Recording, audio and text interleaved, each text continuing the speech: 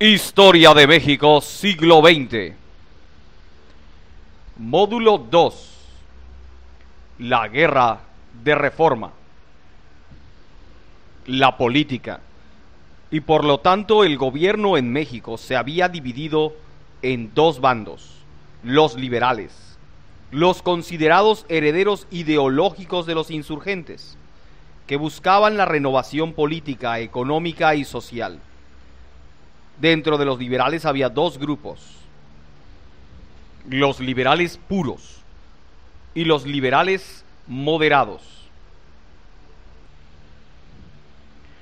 Además de los liberales estaba el otro bando, los conservadores, formado por terratenientes, la aristocracia, el ejército, la iglesia. Este grupo buscaba mantener sus antiguos privilegios que se habían ido forjando desde el año 900 y que habían influido en el desarrollo de la historia de Europa, Asia, África, pero sobre todo en la conformación de las naciones del continente americano. El Congreso Constituyente se reunió el 18 de febrero de 1856 y por el lado de los liberales puros se encontraban don Francisco Zarco, Ignacio Ramírez, Melchor Ocampo, Valentín Gómez Farías, Santos Degollado. También se encontraban junto a ellos hombres improvisados y faltos de conocimiento en la arena política. Entre las ventajas de la nueva Constitución estuvieron las doctrinas jurídicas norteamericanas, los principios de la Revolución Francesa. El objetivo real era la búsqueda de la solución a 35 años de políticas estériles y sin rumbo. La Constitución se jura el 5 de febrero de 1857, dándonos una república representativa, democrática, federal, de 23 estados libres y soberanos, que se iban a reunir en una federación. Al frente del esfuerzo de la Constitución estuvo el anciano Valentín Gómez Farías. El logro de la Constitución fue volver a nuestro país democrático, liberal e individualista. En la Constitución se agregaron la Declaración de los Derechos del Hombre, las garantías de libertad, de igualdad, propiedad y seguridad. Se constituyó el poder público a partir de una Cámara de Diputados que iba a representar al legislativo. En ese entonces se suprimió al Senado. El Ejecutivo quedaba en manos del presidente de la República y solo 5 secretarios de Estado. Muy ligado al Ejecutivo quedaba el Poder Judicial, con la Suprema Corte de Justicia de la Nación, donde su titular debería suplir las ausencias y faltas totales de presidente de la República. Este punto es muy importante porque es la forma en la cual don Benito Juárez logra llegar a la presidencia de la República. La Constitución evidentemente le quitaba poder a la Iglesia. El Papa Pío IX, pensando en los intereses reales de la Iglesia y teniendo dominio absoluto sobre la forma en la cual los sacerdotes se tenían que comportar, inició un proyecto de promoción en contra de la Constitución.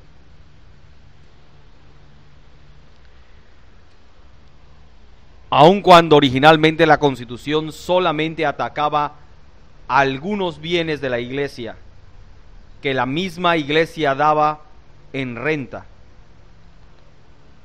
La idea de la promoción era decir que toda la Constitución era un atentado a la religión porque atacaba los fundamentos de la Iglesia y por lo tanto de la práctica religiosa.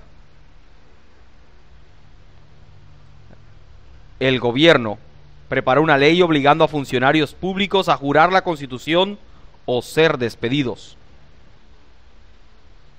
Se realizaron elecciones y resultó electo presidente nuevamente Ignacio Comonfort, pero en ese momento Benito Juárez tomó el control de la Suprema Corte de Justicia de la Nación, Esto fue a partir del 1 de diciembre de 1857.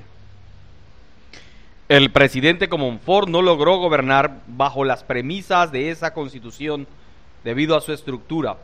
Solicitó reformas, se reunió con los conservadores, sintió que los liberales no iban a apoyar el cambio constitucional, por lo tanto,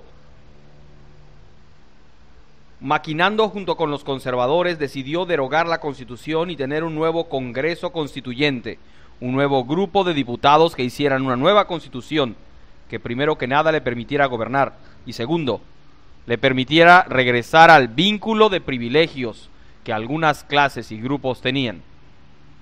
Por eso se emitió el Plan de Tacubaya, escrito que decía que Félix Zuloaga pedía la anulación de la Constitución de 1857 y la convocatoria a un congreso el 17 de diciembre de 1857. El presidente Comonfort, quien previamente lo había platicado con los conservadores, sobre todo con Zuloaga, aceptó inmediatamente el Plan de Tacubaya. Esto implicaba que él se desconocía a sí mismo como presidente. Eso nos puso inmediatamente en situación de guerra. El Partido de los Conservadores nombró a Félix Zuloaga como presidente en enero de 1858 y el presidente Comonfort, como había sido acordado, huyó a Estados Unidos. Sabiendo los conservadores que el grupo de liberales puros, en este momento visibles por medio de don Benito Juárez, iban a ser un obstáculo, decidieron movimientos políticos como el encarcelamiento de don Benito Juárez. Comonfort, antes de salir del país, decretó la libertad de don Benito Juárez. Este gesto político va a ser sumamente importante, porque inmediatamente después el Congreso declaró vacante la presidencia de la República. Según el Congreso, Juárez era presidente según la Constitución de 1857. Pero los conservadores no estaban de acuerdo. Zuloaga había tomado la capital. Juárez decidió mover su gobierno al estado de Guanajuato, bajo el amparo del gobernador Manuel Doblado. Otros estados también reconocieron a Juárez como legítimo presidente.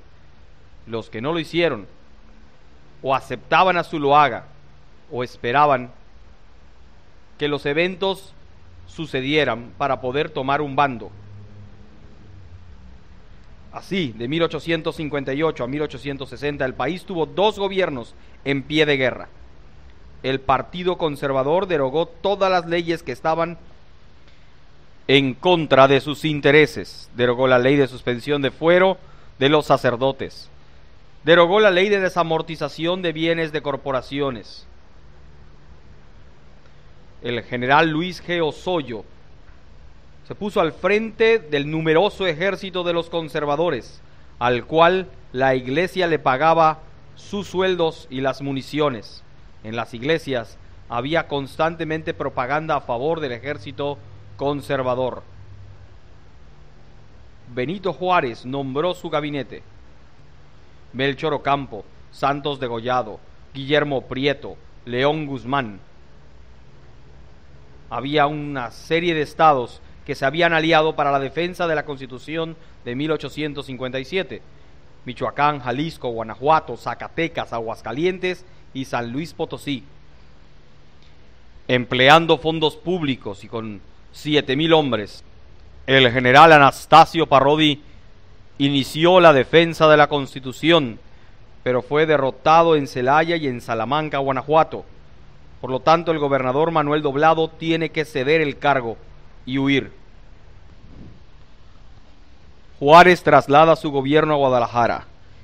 El coronel Rosas Landa, que se encontraba en la guarnición de Guadalajara, de pronto se cambió al bando del Plan de Tacubaya, de los conservadores. Arrestó a Juárez y a sus ministros. La Guardia Nacional, el grupo de militares que apoyaban a Juárez como presidente, atacó a Rosas Landa. Rosas Landa, en represalia, decidió fusilar a Juárez. El presidente permaneció sereno. Fue Guillermo Prieto quien lo defendió, poniéndose al frente del pelotón de fusilamiento. A la voz de "Los valientes no asesinan", hecho muy conocido en los textos de primaria de nuestro país, logró convencerlos de no fusilar a Benito Juárez. Juárez y sus ministros fueron liberados en marzo de 1858. Juárez, viendo el enorme peligro que corría su integridad en el país, del lado donde los gobiernos estaban divididos en ambos bandos, decidió nombrar a Santos Degollado como ministro de Guerra y Gobernación en Colima, y decidió partir. Él y sus ministros se fueron a Veracruz y allí estableció su gobierno en el puerto de Veracruz de 1858 a 1860. El ejército conservador estaba compuesto de militares profesionales. Su avance era inevitable. En mitad de la campaña muere don Luis G. Osoyo, y entonces el ejército conservador va a ser liderado por Miguel Miramón y Leonardo Márquez. El ejército liberal, mientras el presidente Juárez daba la vuelta para llegar vía Panamá y La Habana al puerto de Veracruz, se llenó de jefes improvisados, muchos de ellos salidos del periodismo y el comercio. Entre los hombres más experimentados estaban Santos Degollado, Jesús González Ortega e Ignacio Zaragoza.